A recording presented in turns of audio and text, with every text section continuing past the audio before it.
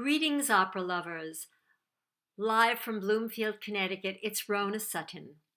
I just returned from New York, having gone there to see and hear the great opera I Puritani live at the Met.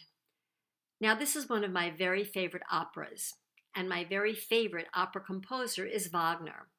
And there's a long, long separation between these two composers and what they offer up to their audiences for the operatic experience. For Wagner, you have this grand music and stories that are so rich. The stories alone could carry the operas based on mythology, based on great themes, love, death, transcendence. The operas of Bellini, not so much. However, I don't go to the operas of Bellini to be entertained by their stories.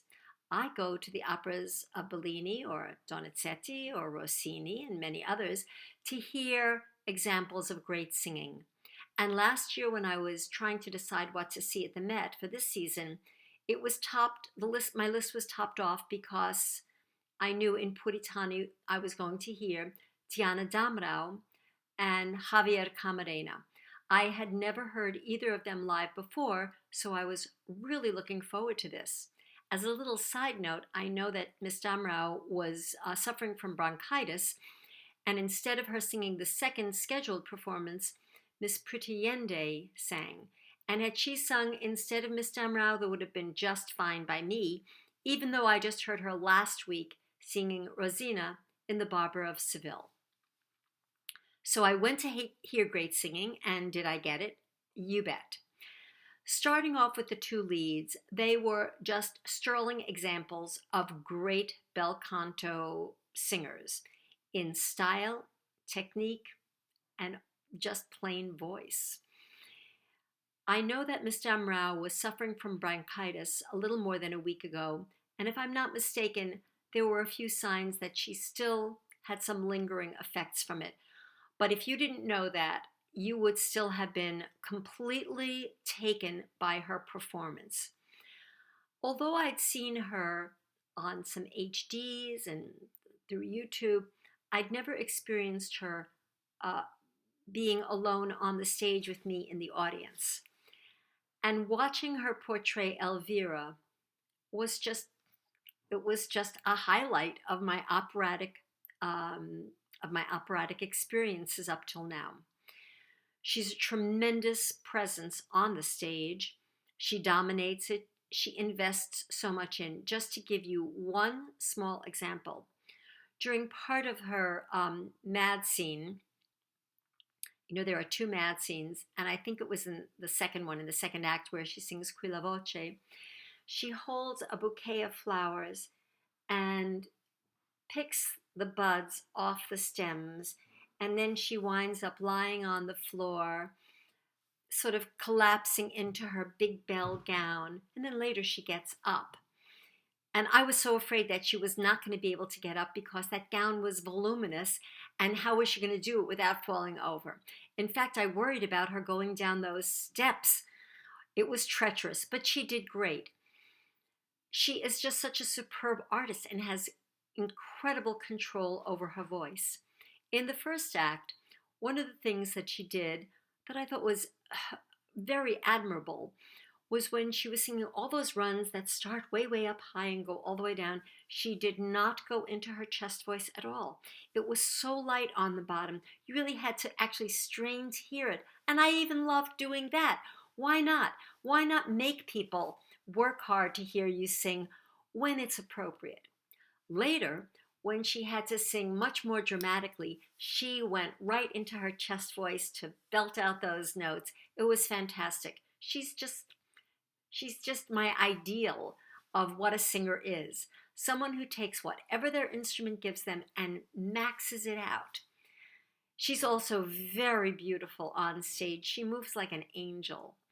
Her costume was gorgeous, and even though the staging of this opera wasn't so fabulous, she just made it all work.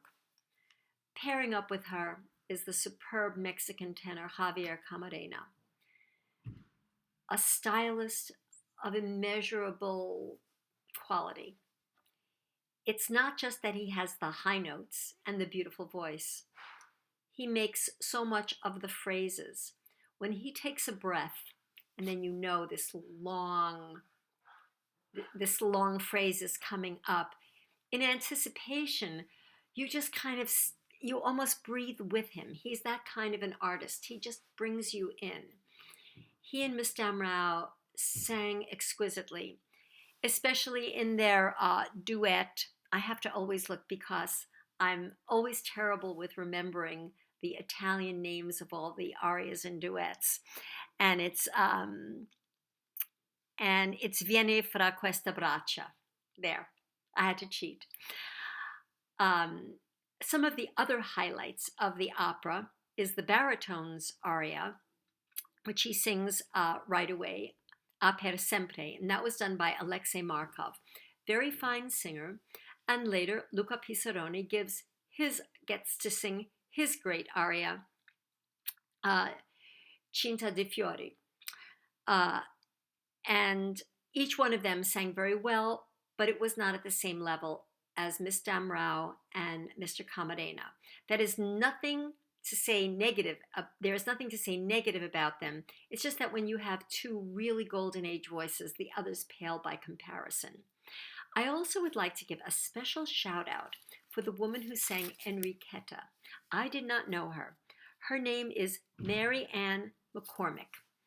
She substituted for somebody who was in the Lindemann program, and I thought she was just wonderful. I wish the Met would give her some more chances in some smaller roles. Maybe she could expand to larger roles. The conductor for the day was Maurizio Benini. And although I'm not a conductor, and what do I know about complaining about conductors, but it seemed to me that the whole affair was sort of draggy most of the time. And there were a few instances where the singers wanted to go faster and the conductor did not. Well, I guess at the end of the day, it's the conductor's decision. But can't you at least give the audience some little help? I mean, if the singer is over here and the orchestra's over here, how good do you think that sounds for us patrons? Not so good. So, Mr. Bedini, please listen more carefully to the singers, and if you have to, just move your arms quicker. I think that would do it. Although I wonder, sometimes there are so many comments that people make about the conductors. I don't know, how much do they really know? I know I don't know that much. I only know a little bit from my my hearing the operas or going over the scores with them. I'd like to say a little bit about this production. Because I knew that this production was mounted for Joan Sutherland and Luciano Pavarotti in 1976, I decided to see, well, how many times before that has the Met done it? This is a shock. The Met did it at first, I have a little cheat sheet, in 1883, but they only did it for one season. Then they brought it back for 1918, and there, one season. So from 1918 to 1976, no Puritani at the Met. I find that unbelievable, since it's one of my favorite operas, as I've already told you. Since that time, in the same production, many great singers have taken on the leading roles. And a few seasons back, I heard a different cast with Olga Perichatko and Larry Brownlee. They were both excellent. I heard it on the radio through Sirius XM. You see, I'm really a fan. But it just astounds me that this fantastic opera is not more popular. I don't understand why. Maybe it's the lack of a plausible story or anything that moves along plot-wise. I would gladly go back and hear it again. My husband and I had a great time. One of the highlights of my personal day was that I was able to get into the Met Quiz at List Hall and see so many of my Facebook friends. As you might hear from the background noise, I have workers in my house, so I'm going to end this right now. Everybody have a great day. See you again. Bye-bye.